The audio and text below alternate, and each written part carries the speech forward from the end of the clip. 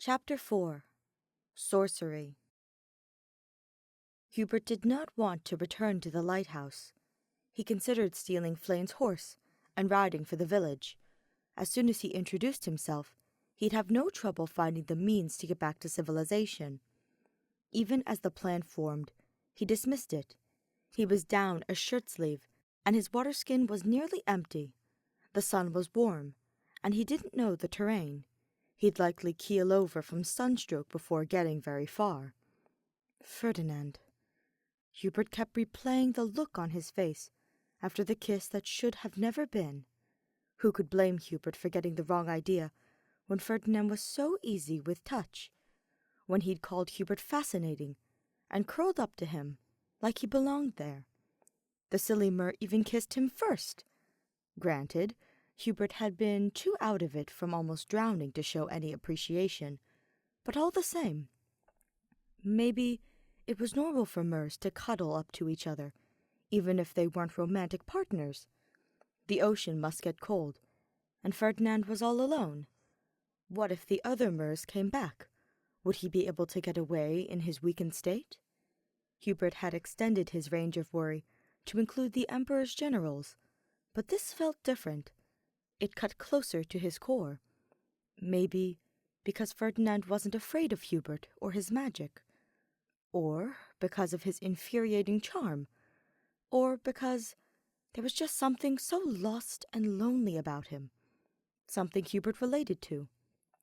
Is this what love feels like? He'd gone years without feeling a thing, and now he was feeling too much all at once, like his heart had suddenly remembered it was human, and now he wanted to touch, to comfort, to say, "I'm here, and I see you, and you are safe with me." Ferdinand had saved him with a kiss. He wanted to do the same, but, of course, it was impossible. The only kind of kiss a von Vestra could excel in was a kiss of death. The scent of freshly caught fish blew in on the breeze and interrupted his gloomy ruminations. On the path back to the lighthouse, there was a small inlet at the bottom of the cliffs where Sedith docked his boat. Sedith himself strode up from the cliff path, hauling a net behind him. "Hubert, you smell like blood. Care to explain?" I need to borrow your boat." Sedith stared, unblinking and unamused. "No, I think you've done more than enough favors. It's Ferdinand. I need to get to him." Sedith's face changed from annoyance to alarm. "Where is he? Can he move?" "I do not know where." We argued. He swam away. But he was badly injured by the other Mers. I tried to get him to the lighthouse, but he refused. Hubert didn't really want to get into the kissing incident with Sedith. "The first time Flayn and I met Ferdinand, he was hurt. We took him inside the lighthouse to heal him. We did not intend cruelty, but being in a bathtub must have felt like having to live in a puddle. It is our fault he would not come." "What? But he adores the lighthouse. He understood our intentions. We became friends. Perhaps I should have encouraged him to rejoin his own kind. But he is so bright, so eager to learn. I could not help becoming fond of him." Sedith wouldn't let Hubert take the boat alone. As Hubert knew nothing about seafaring, it was probably for the best. He followed whatever instructions Sedith barked at him. "Pull this rope. Stand there. Lift that. Hold this." Sedith's boat was a rocky ride compared to the wrecked cruiser Hubert arrived on. Its small size meant the waves buffed it back and forth. The magic-powered motor whirred away, but the ride would be slow-going. Hubert looked back towards the lighthouse, its beacon flashing in the setting sun. He hoped Ferdinand might have gone there after all.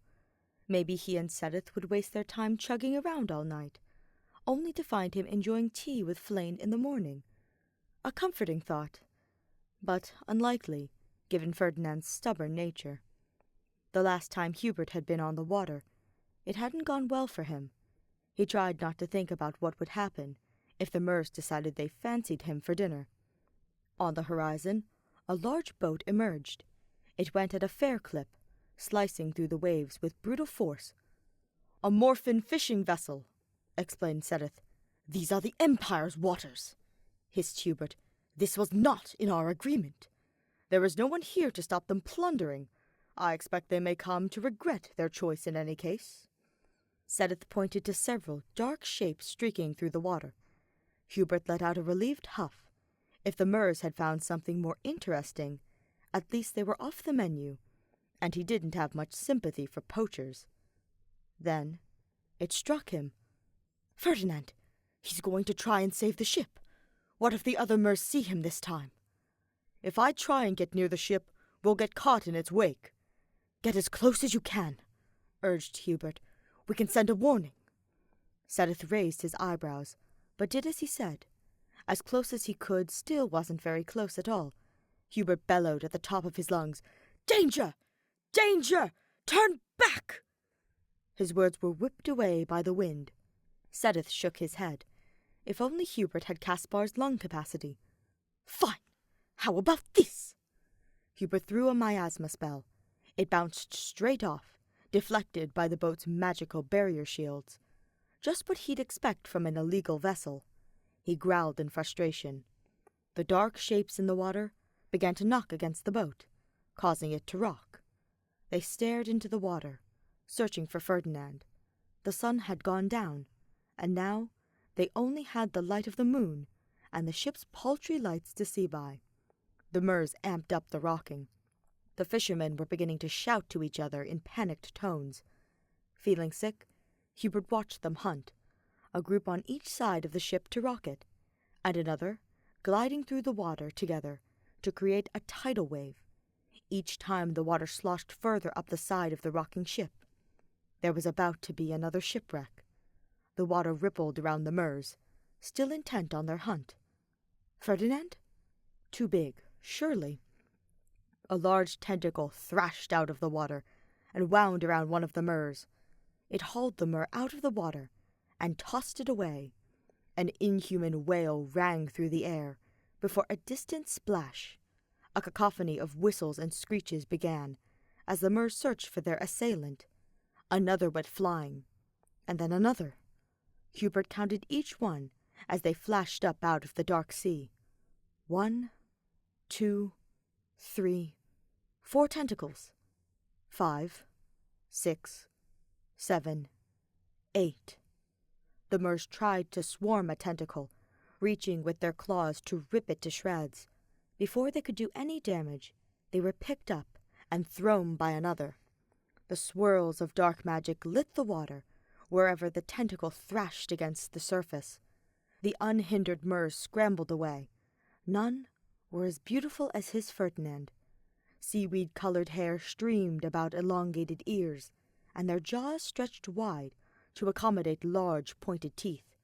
1 or 2 of them took an interest in the fishing boat, but one look at Sereth sent them swimming away frantically. The Morphian sailors leant over the side of the ship, exclaiming in their peculiar tongue. They began to haul up the nets. Hubert could see dozens upon dozens of silvery fishtails. "Ferdinand! Ferdinand!" Hubert heard something that sounded like a sob. "Ferdinand!" Had he been thrown in as well? Surely Hubert would have seen his bright hair. Maybe he was caught in a net. "There!" said Sereth, stabbing a finger. A large ripple of the water moved swiftly back inland, to the cove. Sereth gave chase, revving the tiny boat as fast as he could. They moored the boat at a dilapidated wooden post and walked up the beach towards the abandoned church. Sereth let out a sad breath at the shattered stained glass, the crumbled pillars. "A church of St. Setline," he said.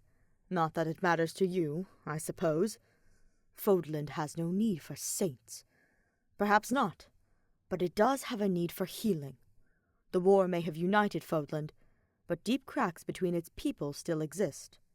The Church of Seros is not some great healing force," spat Hubert. "It was a corrupt institution, which did not provide adequate protection for its so-called holy crest-bearers. Hubert, I am sorry for what happened to you in Edelgard.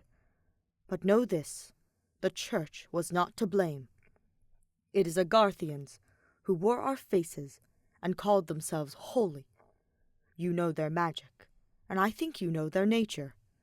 I always thought you were one of them, but one of them would not be here, looking for Ferdinand. If you know them, it gives you less of an excuse for not protecting her." Sadith's face clouded over, and his jaw went tight. "I see you are not willing to give us the benefit of the doubt. Very well, then. Let's just locate Ferdinand and get him somewhere safe. I do not want to go inside the ruins. I will check the water. If you find him, call for me." Hubert whispered a few words to call Magefire and light his way. Ideally, he needed to eat something soon.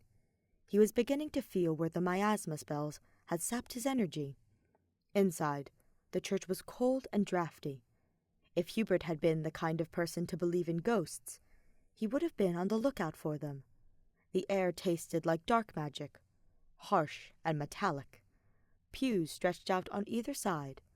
A shudder went up his spine. It was too much like the cathedral at Garrick Mock.